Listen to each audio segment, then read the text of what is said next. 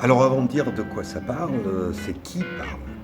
Voilà, parce que c'est le personnage qui raconte, qui parle. C'est un sans-logis, un clochard, on peut dire, qui déambule essentiellement la nuit dans les rues de Paris, qui observe un petit peu le monde autour de lui, qui gamberge dans une langue à la fois poétique, argotique, populaire, imagée, et qui brasse tout un tas de questions à la fois politique, philosophique, sociologique, avec un humour féroce sur la condition des types dans la rue, mais bien au-delà de ça, ça parle aussi de justice, de répartition des richesses, ça parle de démocratie libérale, ça parle de plein de choses.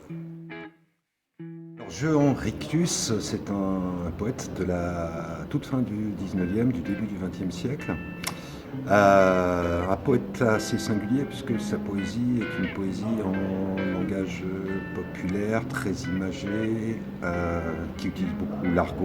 Une poésie essentiellement orale, puisque forcément à la lecture c'est un peu moins intéressant, qui a un parcours un petit peu singulier, c'est vraiment, c'est presque l'homme d'une œuvre, les soliloques du pauvre, qui au départ il déclamait dans les cabarets parisiens et qui a vraiment cartonné à l'époque. Et il y a eu donc les soliloques du pauvre qui ont été édités après.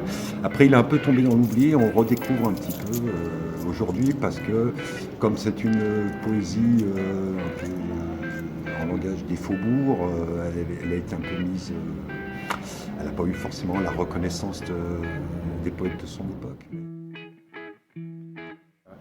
La musique, c'est composé à deux, bien évidemment, puisque c'est surtout le texte qui imprime. Du coup, c'est à la fois des petites choses incisives, à la fois des choses qui soulignent aussi, et des choses qui tranchent, c'est rugueux.